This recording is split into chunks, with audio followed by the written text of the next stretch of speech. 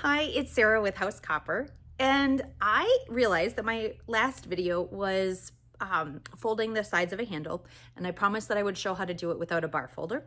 And then I thought, what if I just did a step-by-step guide on making a handle? So whether you're making a mug or a teapot or a coffee pot or anything that needs just a simple handle, you should be able to do it. And I'm going to do it where one side I'm using the bar folder, and then the other side I'll use the tinner stake, but it would be the same as if you got a piece of angle iron, right? Angle iron, and clamped that down and used it. So you'll be able to see how you can do the sides, fold the sides over regardless of what you have.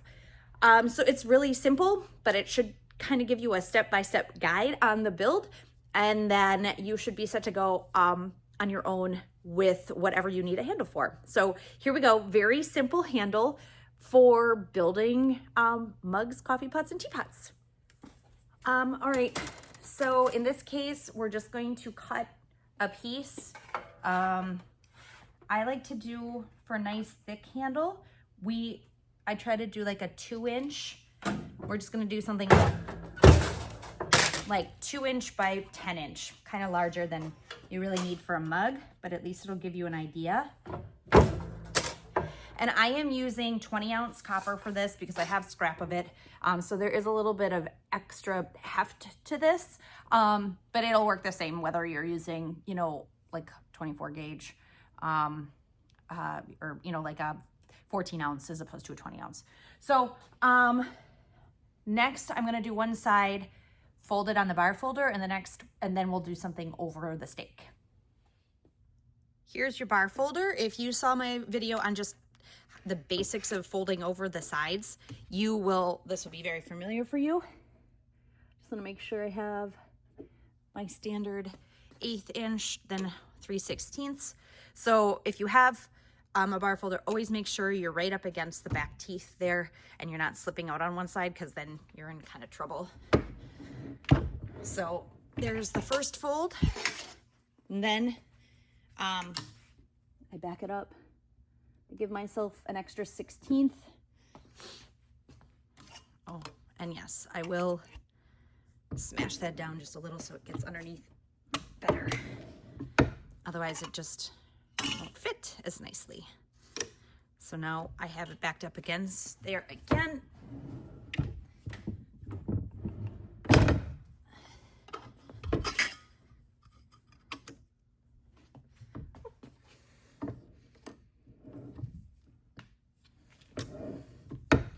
Okay, so there's one side to my handle. It's a double fold. It's actually really thick because, again, 20 ounces. And now we're gonna do the other side by hand.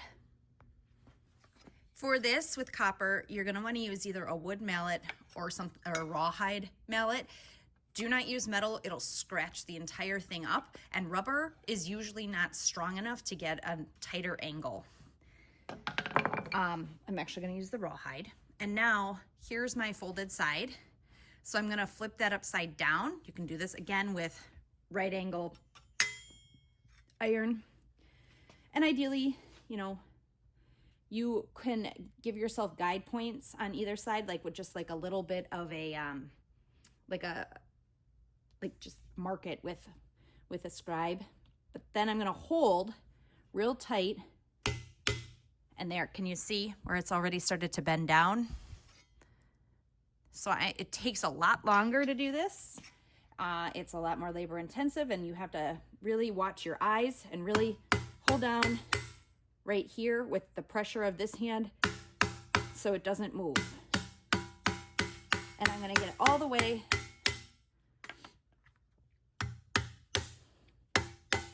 to a right angle.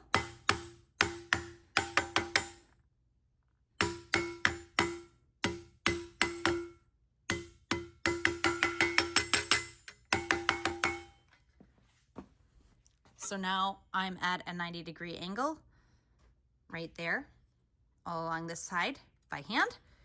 And now I have to put it all the way down. So I'm gonna start pulling. As you can see, I'm pulling the hammer this way to try and get it flat like that. See, now I'm all the way down.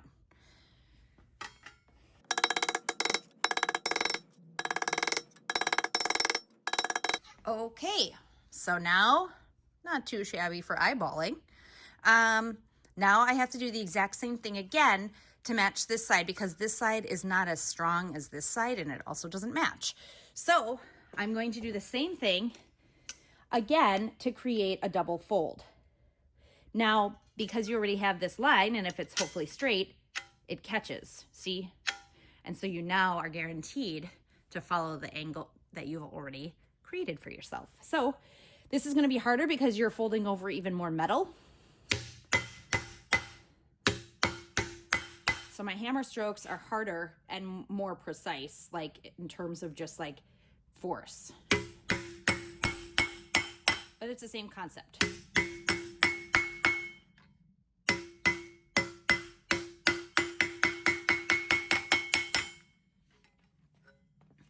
So again, now I have another almost 90, and I'm going to do the same process of pulling it towards myself, holding it flat. It's harder and it takes a lot more hammer strokes, but you end up, and now you can see how this is way tighter and thinner. This is done on the bar folder. This is all done by hand.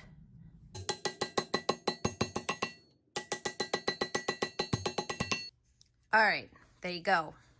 Top side done by hand, bottom done by machine.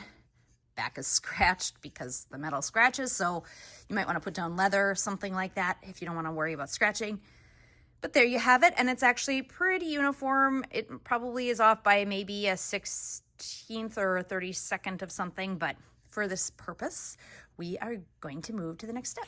Okay, so next what you're going to do is you're going to create the hook, and what you're trying to do is almost make this look like a candy cane.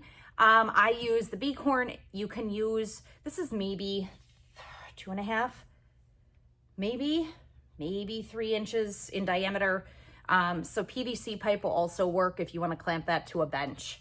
But what I'm going to do is I'm going to go a little less than half. So there's more on this side, and I'm going to hammer over here and start curling the shorter end around. So, and again, using rawhide or a wood mallet.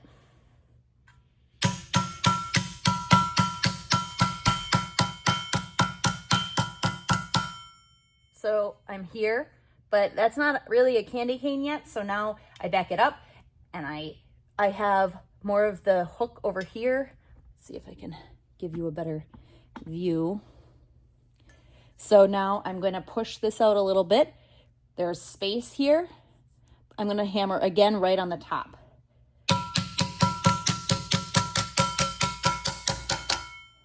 little better. And we're going to keep going until we have a nice candy cane.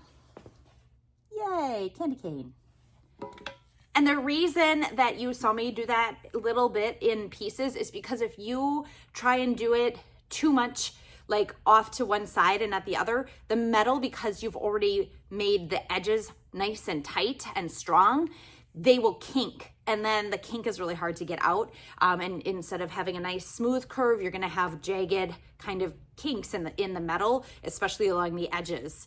And it's just not as nice looking, and it's pretty much impossible to get out once the copper kind of gets into that kink space. So now I'm gonna move to a wider surface. I'm gonna move to my my mandrel, my hollow mandrel. So this would be, if you don't have these tools, a bigger diameter PVC pipe or wooden, circular device if you have wooden mandrels like some people do. So, okay, bigger one now. This is a wider diameter. I've flipped my candy cane so I can hold it like this, and I'm going to curve the handle down, and I'm gonna start in the middle and work my way here. I'm not gonna start on the edge. You wanna start in the middle again.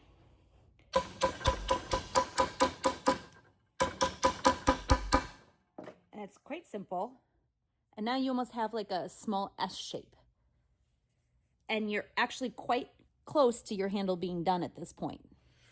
Now, Bob has made a lot of tools for me for doing like tons of handles because we both do a lot of handles. And that was like a Christmas gift, was this awesome welded piece together handle stuff. But you're not gonna have access to those kinds of things. So I'm gonna use things you can buy at the local hardware store. The first is this hand brake. So it's like a, like a brake that you might have a big one if you work in HVAC, but it's a hand brake. And on the top of the candy cane, so now if I were to put this along the side of a mug, which some people do, they will butt solder this like this. They'll just put a whole bunch of solder and then hope it doesn't fall off. But I like to do it a little more snug, and it's how I was taught. So I'm gonna go about an inch or so down and make sure it's nice and squared up right here. And then I'm going to push in like that. And of course, it's not going perfect. You can also do this on the side of a, there we go.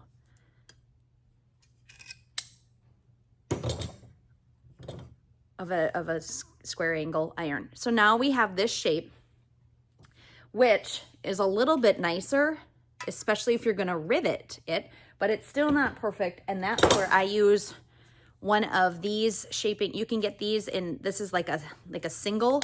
There's also doubles and triples, but it creates a bending shape. These are all usually like in HVAC places. So I'm going to use the single because what I'm doing is I'm making room for that seam on the side of the mug that I usually have, that I've shown you guys how to do the crimp seams on the side, and I'm going to press. And now there's a space. So here's the seam here. Now this fits nice and snug over it, save for a little bit of gentle tapping we're gonna do at the end. And now the same on the bottom. This is obviously not gonna work for this mug. Also, it's too big for the mug, but I'm gonna do the same thing to this side. So here's the inside here. Here's what it looks like over here. And what I'm gonna do is I'm going to create a space as well. If this was the right size, this would fit right over the seam.